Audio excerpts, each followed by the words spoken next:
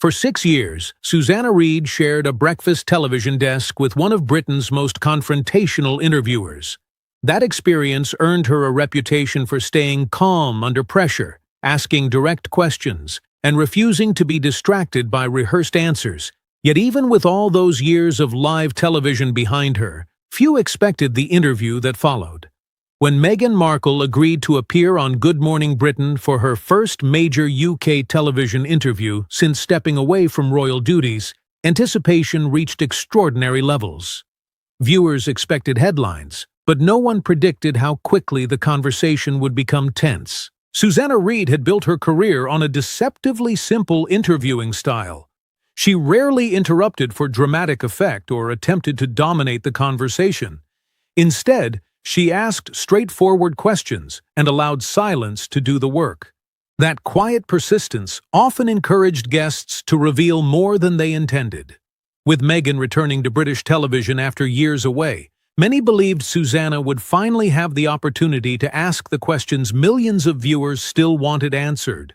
The atmosphere inside the Good Morning Britain studio was electric long before the cameras began rolling. News of Meghan's appearance had leaked the previous evening, sending social media into a frenzy. Producers knew they had secured one of the biggest interviews of the year, and every member of the production team sensed the significance of the moment. When Meghan arrived, she was accompanied by several members of her team, including a publicist, an assistant, and another aide carrying an iPad filled with briefing notes. She entered confidently, offering a polished smile that appeared carefully practiced. Although courteous, her greeting felt formal rather than warm. She shook Susanna Reid's hand briefly, acknowledged co-host Ed Balls with a quick nod, and took her seat as the countdown to live television began. Susanna opened with a welcoming introduction before noting that this marked Meghan's first television interview in Britain since leaving the country. She asked an open-ended question, inviting Meghan to choose where she wanted the conversation to begin after 5 eventful years. Meghan replied that she preferred to focus on positive developments, particularly the charitable work and business projects she had been pursuing. Susanna acknowledged that topic, but gently explained that viewers were also eager to understand how Meghan now viewed Britain after such a difficult departure. Had anything changed with time? Meghan answered that her priority had always been protecting her family from an environment she believed had caused genuine harm. Susanna followed naturally by asking what she meant. Was she referring to the media, the institution, the royal family, or something else entirely? Meghan responded that it involved all of those factors, but quickly indicated she did not wish to revisit issues she believed had already been discussed extensively. Susanna calmly pointed out that Meghan herself had introduced the subject moments earlier. If such serious claims were being repeated, she suggested, this interview presented an opportunity to clarify them for viewers. Meghan replied that she had already addressed those matters through previous interviews, documentaries, and published accounts, adding that the information was readily available. Susanna observed that some of those claims had been questioned or disputed publicly, and wondered whether clarification might help settle ongoing debate. At that point, the atmosphere noticeably shifted. Meghan remarked that she saw little value in explaining herself to people she believed had already chosen to misunderstand her position. Ed Balls stepped in, attempting to ease the tension by suggesting that public curiosity did not necessarily imply hostility. Meghan questioned whether the interview was driven by curiosity or by interrogation. Without raising her voice, Susanna responded that there was an important distinction. Hostile interviews, she explained, were designed to embarrass guests. So far, she had asked only straightforward questions about statements Meghan herself had made. They were basic questions, not personal attacks. The exchange left the studio unusually quiet. Both women remained composed, but it was clear that the conversation had entered a far more challenging phase than anyone had anticipated. As the interview moved toward Meghan's business ventures, the tone remained measured, but increasingly tense. Susanna Reid shifted the discussion to Meghan's latest commercial projects, particularly the reports surrounding her streaming partnership. Recent headlines had suggested that Netflix was stepping back from its involvement, and Susanna wanted to understand what had changed. She noted that Meghan's lifestyle series had not been renewed and asked directly what had happened. For a brief moment, the confidence Meghan had shown earlier seemed to fade. Meghan replied carefully that partnerships naturally evolve and explained that her company was moving toward a more independent model. It was a polished answer, but it left plenty of unanswered questions. Susanna followed up by pointing out that independence also meant moving forward without Netflix's financial backing, a significant shift from the original launch strategy. Was this a mutual decision, or had Netflix chosen to end the partnership? Meghan described it as a strategic repositioning. "Whose strategy?" Susanna asked calmly. "Because recent reporting suggests Netflix concluded the investment wasn't delivering the expected results." Meghan dismissed the reports as inaccurate. Without changing her tone, Susanna pressed further. "Is that specific reporting inaccurate? Did Netflix want to continue while you decided to move on?" This time Meghan hesitated. The silence lasted just a little longer than viewers expected before she finally answered that the situation was far more complicated than the headlines suggested. Susanna immediately invited her to explain that complexity. "That's exactly why people watch interviews," she said, "to hear the details beyond the headlines." Instead, Meghan declined, saying she would not discuss confidential business negotiations on live television. Susanna couldn't ignore the contrast. "You've previously discussed private family conversations publicly," she observed. "Why are business discussions different?" The studio atmosphere instantly grew heavier. Even co-host Ed Balls appeared uncomfortable as he attempted to soften the exchange, reminding viewers that commercial negotiations are often confidential. Susanna acknowledged his point but maintained that Meghan had come to promote her business. Naturally, viewers would want to understand major developments affecting that business. Meghan answered quietly that such questions mainly interested people who wanted to see her fail. Susanna disagreed. "Or perhaps they're simply interested in understanding your work," she replied. "Not everyone asking questions is an enemy." Meghan responded that, in her experience, most people were. Susanna paused before offering a thoughtful response. "That's a difficult way to see the world," she said. "I'm asking about projects you've said you wanted to discuss. The resistance isn't coming from my questions." Meghan insisted she was not being defensive. Susanna respectfully outlined what viewers had just witnessed. Meghan had described routine questions as an interrogation, suggested the interviewer wanted her to fail, and declined to answer straightforward inquiries about her business. To Susanna, that looked very much like defensiveness. Ed once again attempted to redirect the conversation, suggesting they change topics. Susanna summarized the interview so far. They had discussed Britain, Meghan's current projects, and her business partnership, subjects any journalist would naturally cover. Yet each topic had been met with increasing resistance. Looking for a different avenue, Susanna turned to Meghan's father. The reaction was immediate.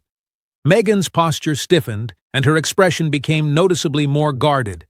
She said she preferred not to discuss him. Susanna acknowledged that Meghan had previously spoken extensively about her family in interviews, documentaries, and public statements. Since then, circumstances had changed. Meghan's father had publicly expressed hopes for reconciliation while also facing health challenges. Given those developments, Susanna wondered whether the relationship remained entirely off-limits. Meghan described it as a private family matter. Susanna gently questioned the distinction.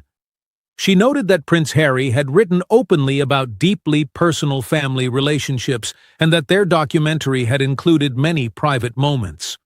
Why, then, was this particular subject different? Meghan answered that she alone decided what parts of her life to share. Susanna observed that critics might see a pattern. Some family relationships were discussed publicly, while others became private when they complicated the narrative. The discussion then briefly turned to Prince Harry himself. Susanna asked how he was doing. Meghan declined to comment, explaining that the interview was about her. Susanna acknowledged her point but noted that much of the couple's public identity had been built jointly through their foundation, documentaries, and business ventures. That naturally made questions about Harry relevant. As the interview neared its next segment, Susanna asked about ongoing speculation surrounding the couple. Meghan dismissed the rumors as tabloid fabrications. Susanna ended the exchange with one final observation. "It's not only tabloids discussing these stories anymore," she said, leaving the question hanging as the studio fell silent once again. As the conversation continued, Susanna Reid raised another point that had been circulating in the media. Reports about Meghan and Prince Harry's relationship were no longer appearing only in tabloids. Several mainstream publications had also cited sources close to the couple. Susanna observed that either there was a serious problem with leaks from within their circle, or there was at least some truth behind the persistent speculation. For a moment, Meghan appeared ready to stand before settling back into her chair. She firmly denied the reports, insisting there was nothing to them. Susanna followed with what she considered a simple question. If everything was truly fine, why was it so difficult to speak about Harry? Meghan answered that every public statement she made was eventually weaponized. "By whom?" Susanna asked. "Because right now I'm simply asking how your husband is doing. That's a friendly question. The hostility seems to be in how you're interpreting it, not in how I'm asked it." Sensing the growing tension, Ed Balls stepped in once again, suggesting they move on to lighter topics, such as Meghan's products and lifestyle brand. Susanna gently reminded him that they had already tried discussing the business. Questions about the brand's direction and the reported Netflix changes had received only limited answers. "I'm not sure what's left to explore," she remarked. That comment seemed to test Meghan's patience. "What's left is treating me with basic respect," she replied. Susanna remained composed. "I believe I have," she said. "I've asked questions, listened carefully to your answers, and given you several opportunities to explain your perspective." Meghan repeated that the questions themselves had been hostile. Susanna asked calmly, "Can you point to one specific question that was hostile?" There was a brief pause. She continued before Meghan answered. "We've discussed Britain, your work, your business partnership, your father and your husband. Those are entirely ordinary subjects for someone in your position. You've described nearly every one of them as an attack." Meghan argued that it was the framing she objected to. Susanna disagreed. "There hasn't been any framing," she replied. "Only direct questions that you were free to answer in whatever way you chose." Meghan said she had hoped for genuine engagement. "So had I," Susanna answered. "I've been engaging, you've been defending. Those aren't the same thing." The atmosphere in the studio had become unmistakably uncomfortable. Even Ed appeared uncertain about how to steer the discussion back to calmer ground. Susanna pointed out that Good Morning Britain had long been known for asking challenging but fair questions. Guests appearing on the program understood that expectation. Moments later, Meghan reached for her handbag. "I think we're done," she announced. Susanna stayed seated. "Are we?" she asked quietly. "Because after all this time, I still don't feel we've learned very much." She summarized the interview. Questions about Meghan's charitable work, business projects, Netflix partnership, Harry, and other key topics had all ended without detailed answers. "I've heard talking points," Susanna said, "but very little substance." Meghan insisted she had shared plenty. Susanna responded that what viewers had received sounded more like carefully prepared messaging than an open conversation. Meghan declared that the interview had become an interrogation about her family, marriage, and business, adding that it reflected exactly what she expected from the British media. Susanna calmly asked one final question. "If you expected that, why agree to the interview?" As Meghan turned toward the exit, she compared Susanna to Piers Morgan. The remark hung in the air for a moment. Susanna responded evenly that Piers Morgan had famously walked away from the program during a disagreement, whereas she remained seated doing her job by asking questions. When Meghan insisted the interview had been hostile, Susanna concluded by saying that journalism involved asking questions, expecting answers, and noting when important questions remained unanswered. Without another word, Meghan left the studio. The door closed behind her, and Susanna turned toward Ed Balls, who looked visibly drained by the remarkable exchange. The studio remained silent for a few seconds after Meghan walked off the set. Ed Balls let out a long sigh and rubbed his face, visibly exhausted by what had just unfolded. "Well," he said with a weary smile, "that happened." "I really tried to calm things down." Susanna Reid nodded. "I know you did," she replied, "but there wasn't anything to calm from my side. Every question became a provocation in her eyes. That's not something I can control." Turning back toward the main camera, Susanna addressed viewers directly. "In all my years presenting this program," she began, "I've rarely experienced an interview quite like that." She explained that Meghan had come to promote her latest projects and discuss her work. Naturally, those subjects had been covered. But any journalist would also ask about Britain's perception of her, recent reports surrounding her business partnerships, and the public issues involving her family. "Those weren't unusual questions," Susanna said. "They were the obvious ones." She reflected that nearly every topic had been interpreted as a personal attack rather than an opportunity for discussion. Ed agreed. "It did seem as though every question was viewed as hostile," he observed. "Exactly," Susanna replied, "but journalism isn't hostility. Journalists ask questions. That's our responsibility." Looking into the camera once more, she delivered a measured message. "If Meghan happens to watch this, I hope she understands something. My goal wasn't to upset her, it was to understand her." She explained that viewers wanted more than carefully rehearsed statements. They wanted specifics, clear examples of the work being done, details about charitable initiatives, and a better understanding of the business ventures she had come to promote. "When someone says they want to be judged by their work," Susanna continued, "people naturally want to hear about that work in concrete terms." She added that difficult questions were not signs of bias, but an essential part of any serious interview. If public claims raised new questions, journalists had a duty to ask them respectfully. Ed shifted in his chair, sensing the discussion was coming to an end. Susanna reflected briefly on Britain's initial welcome when Meghan first entered public life. She remembered the excitement surrounding the royal wedding and the widespread optimism that accompanied it. "Things became more complicated afterward," she said. "No single factor explains what happened. Public opinion, media coverage, institutions, and personal decisions all played a role." She argued that meaningful conversations required acknowledging complexity rather than reducing every disagreement to hostility. Because the interview had aired live, there was no opportunity for editing. Within minutes, short clips spread rapidly across social media, with viewers debating the exchange from every angle. Some believed Susanna had asked fair and necessary questions, while others felt Meghan had been placed under excessive pressure. The following morning, Meghan's representatives described the appearance as a hostile ambush designed to create conflict instead of understanding. Susanna disagreed. "An ambush is something unexpected," she explained. "This interview was arranged well in advance. What happened wasn't a surprise. It was simply an interview where difficult questions were asked." Ed added that each attempt to steer the conversation toward lighter subjects eventually returned to the same pattern of defensiveness.